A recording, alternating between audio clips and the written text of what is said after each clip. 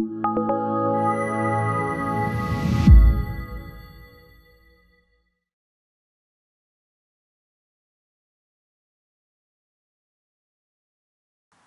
everyone, today we're going to talk about the lower body action in the golf swing. So we'll start at the sit-up position, and what we want to do is with the feet is first of all get the feet about hip width apart, and then we want both toes to be turned slightly open. So I've got my toes somewhat wider than my heel, so open about 10 degrees or so, and that's going to basically give me better balance, and secondly allow me to turn in the right direction. So by having the right foot open, it's going to allow me to get some hip turn going back, and again with the left foot open with the hips turning through. What we want to avoid is getting the feet too straight. That's going to lock up the hips a little bit more than what we want, and it's not going to be the best for our balance. So always toes slightly open. Now with the legs, we only want the knees just off locked. So from the back, we're just going to unlock the knees. We don't want to feel that we're bending the knees. So what I see a lot of is people who have both feet straight, and they also overbend the knees, so now they're really locked up the lower body. So it's going to be very difficult to get any turn in the swing. So if we can get the knees just off locked, so avoid bending, just off locked, both feet turned out about hip width apart, and then the last point we want to do is just feel that the lower body is just leaning slightly towards the target. So from this front angle, you'll see that my left leg will look pretty straight, or it'd be against the wall, as we've talked about in other videos, and the right leg's going to be angled in a little bit.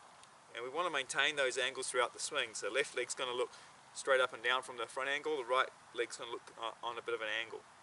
So my pelvis, my hips are slightly forward, or left hip is on the wall. So from that starting position, what we want to be able to do is on the backswing is really get this right hip opening up, turning back this way. So I want to be able to try and keep my left hip on the wall and turn the right hip back this way. So if I get that motion, I'm able to keep my body shape and get some turn. So that turn's going to be important. So from the back angle, once I get this turn this way, you can see how the left knee's worked out, the right leg works back a little bit. And this gives me the depth in here, or the room, to be able to drop my arms on the way down. So if I was to sort of sit up with the right foot too straight, and maybe overbend the knees, it's going to be very difficult to turn. The tendency then is to more slide the hips like this.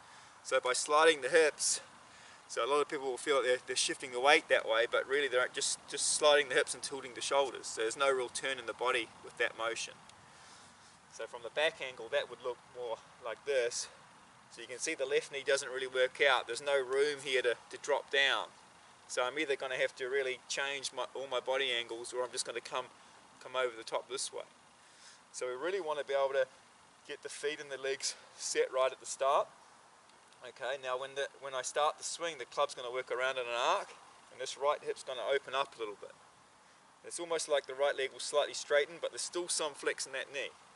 So I really feel that when I get the right lower body motion on the backswing, okay, I feel like I've got some weight on the inside of the right foot and heel here.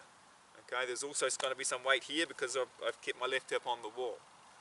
So another important thing, if we look at the knees when we make the correct motion, you'll see that the gap between the knees will more or less stay the same on the way back. Now on the way down, as I shift a bit to the left, there might be a slight widening in the gap here.